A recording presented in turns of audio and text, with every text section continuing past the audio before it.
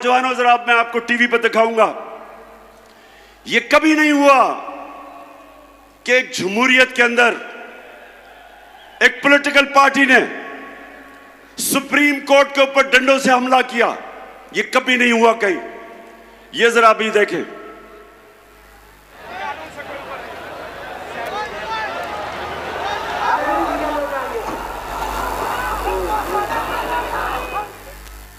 یہ supreme court کے باہر کھڑے ہیں. یہ 1997 کی بات ہے. پولیس نے راستہ دیا ان کو.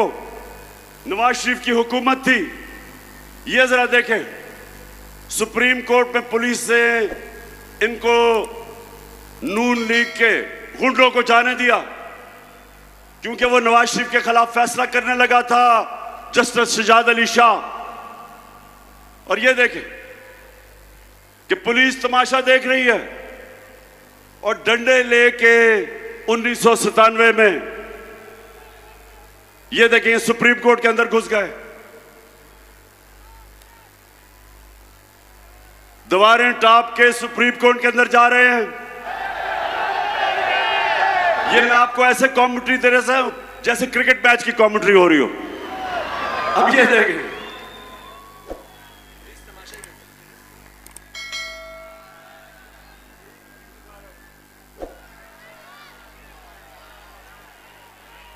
سپریم کورٹ کے اوپر چڑھ گئے اور پولیس تماشا دیکھ رہی ہے. یہ سنیں. اب میں یہ آپ کو کیوں دکھا رہا ہوں. یہ کسی جمہوریت میں نہیں ہوتا. سجاد علی شاہ کو انہوں نے سپریم کورٹ سے بھگایا. وہ جان بھی بچا کے بھاگا جو چیف جسٹس تھا. اور پھر انہوں نے ججز کو باقیوں کو پیسہ چلایا, بریف کیس چلائے اور سجاد علی شاہ کو ہٹایا گیا. کوئی ایکشن نہیں لیا گیا ان کے اوپر. اور یہ وہ لوگ ہیں جو آج ملک پہ مسلط ہیں اور آج کہتے ہیں چوری ہم نے کی ہے, ہمیں این آر او دو, ہم قانون سے اوپر ہیں. ادھر وہ نواز شریف بیٹھا ہوا لندن میں, وہ انتظار کر رہے ہیں کہ پہلے میرے کیسز ختم کرو پھر میں دوسری دفعہ این آر او لے کے پاکستان آتا ہوں. مجھے یہ ملتان بتاؤ کہ چھوٹا آدمی تو بھینس چوری, گاڑی چوری, موٹر سائیکل چوری, وہ تو جیل میں. تو جو اربوں روپے ملک کے لوٹ کے باہر جاتا ہے وہ کہتا ہے کہ میں قانون کے اوپر ہوں. اور یہ ہے جنگ, انصاف کی جنگ ہے پاکستان میں. ہم سب نے مل کے جب تک ہم انصاف نہیں, طاقتور کو قانون کے نیچے نہیں لے کے آتے, یہ قوم آزاد نہیں ہوگی. تھانوں میں ظلم ہوں گے, طاقتور جھوٹے کیس کروائے گا کمزور پہ, تھانوں میں ظلم, زمینوں پہ قبضے, ہر جگہ کمزور آدمی پسے گا. آج جو بیرون ملک پاکستانی ہیں, ملتان یہ سن لو, میرے پاکستانی بھی سن رہے ہوں گے, آج یہ یاد رکھیں کہ جو دل میں ہمیں انہوں نے پھنسا دیا ہے 4 مہینے میں, اس سے اب صرف ایک طرح ہم نکلیں گے. بیرون ملک جن سے ہم امداد مانگتے ہیں وہ اب نہیں دیں گے. وہ اگر دیں گے بھی تو وہ ہماری آزادی چھینیں گے. اس لیے ایک ہی طریقہ ہے, 1 کروڑ پاکستانی باہر بیٹھا ہے, یہ ہمارا سب سے بڑا اثاثہ ہے. اور اس کو جس دن ان میں سے 1 کروڑ میں سے 5 لاکھ نے بھی پاکستان میں سرمایہ کاری کر دی, اربوں ڈالر ملک میں آ جائے گا. یہ ہیں جو لوگ ہمیں آزاد کریں گے بیرونی ملک کے قرضوں سے. لیکن وہ کبھی نہیں آئیں گے, وہ کبھی پاکستان میں سرمایہ کاری نہیں کریں گے جب تک ہمارا انصاف کا نظام ٹھیک نہیں ہوتا, کانٹریکٹ انفورسمنٹ نہیں ہوتی, جب تک ان کو یہ اعتماد نہ ہو کہ جب وہ سرمایہ کاری کریں گے ان سے فراڈ نہیں ہوں گے. وہ اس لیے دبئی چلے جاتے ہیں, وہ ملیشیا چلے جاتے ہیں, لیکن پاکستان میں سرمایہ کاری نہیں کرتے. تو جو میرا انشاءاللہ اللہ نے آگے باری دی تو میں آج سب سے پہلے اپنے بیرون ملک پاکستانیوں کے لیے آسانی پیدا کروں گا کہ پاکستان میں سرمایہ کاری کرے، اور اس کے لیے اپنا انصاف کا نظام اس کو بہتر کریں گے، اور اس کی وجہ سے انشاءاللہ یہ آپ دیکھتے رہیں گے کہ بجائے کسی کے سامنے ہاتھ پھیلائے ہم پاکستان کو اٹھا دیں گے، اور انشاءاللہ وہ ملک بنے گا جو اس کو بننا چاہیے تھا 75 سال پہلے۔ آخر میں ملتان، مجھے یہ بتاؤ کہ یہ جو بھاگ گئے ہیں میچ کھیلنے سے، یہ جو بگوڑے ہو گئے ہیں،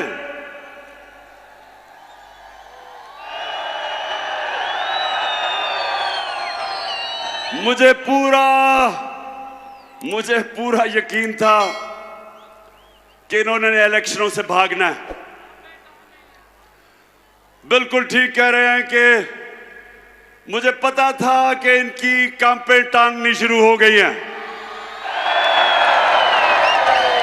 مجھے اندازہ ہو گیا تھا کہ یہ جو جلسے دیکھ رہے ہیں، یہ جو پبلک کو دیکھ رہے ہیں، جس تعداد میں پبلک نکل رہی ہے، گرمی میں، گرمی ہو بارش ہو، پبلک نکل رہی ہے، ان کو پتا ہے کہ قوم کس طرف کھڑی ہو گئی ہے، جا کے ڈر رہے ہیں۔ جو 17 جولائی کو پنجاب کے 20 بائی الیکشن ہوئے، پوری دھاندلی کے باوجود، دھاندلی کی، اتنا الیکشن کمیشن کبھی پاکستان میں نے ایسا نہیں دیکھا جو مکمل طور پہ ان کے ساتھ مل کے دھاندلی کرتا ہے۔ اس نے بھی دھاندلی کی، انتظامیہ بھی ان کے ساتھ، مسٹر ایکس نے بھی مدد کی۔ سب کے باوجود ان کا صفایا ہو گیا۔ 2 الیکشن دھاندلی کر کے انہوں نے جیتے ہیں، اس کے باوجود صفایا ہو گیا۔ تو آپ ڈر رہے ہیں، ملتان ان کو خوف آ گیا ہے، ڈر رہے ہیں۔ اب ان کو یہ خوف ہے کہ یہ اگر الیکشن ہو جاتا ہے اتوار کو تو 3 اور سیٹیں گر جانی تھی، ان کی 3 اور وکٹیں گر جانی تھی، اور اس کے بعد 25 سپٹمبر کو آپ کو پتہ ہے میں 9 حلقوں میں کھڑا ہوں، اور میرا چیلنج ہے کہ انشاءاللہ جب بھی وہ 9 حلقوں میں الیکشن ہوگا 9-0 رزلٹ آئے گا، دھاندلی کے باوجود۔ یہ ایسے ہی ہے۔ جب آپ کو پتا پرانے زمانے میں کیا ہوتا تھا، جب میں کرکٹ کھیلتا تھا تو اپنے اپنے امپائر ہوتے تھے۔ ہم جب ہندوستان میچ کھیلنے جاتے تھے ان کے اپنے امپائر ہوتے تھے، وہ جب پاکستان کھیلنے آتے تھے ہمارے امپائر تھے۔ وہ پاکستان میں نہیں جیت سکتے تھے، جدھر ہماری ٹیم کو مشکل پڑتی تھی امپائر مدد کرنے کے لیے آ جاتے تھے۔ ادھر جب جاتے تھے تو ادھر جب ہم میچ جیتنے لگتے تھے ان کے امپائر مدد کرنے کے لیے آ جاتے تھے۔ تو واحد کپتان تھا، ہندوستان گیا، ان کے امپائر تھے، ان کے امپائروں کے باوجود آپ کا کپتان جیت کے آیا۔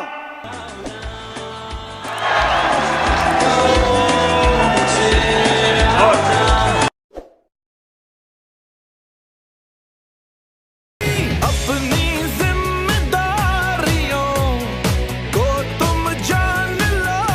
اس باری پہلے ہم نے 17 جولائی کو جو چیف الیکشن کمشنر نے ان کے ساتھ مل کے بیٹنگ کی، اس کو بھی ہرایا، ان کو بھی ہرایا، انتظامیہ بھی ان کی تھی، اس کو بھی ہرایا، اور مسٹر ایکس کو بھی ہرایا۔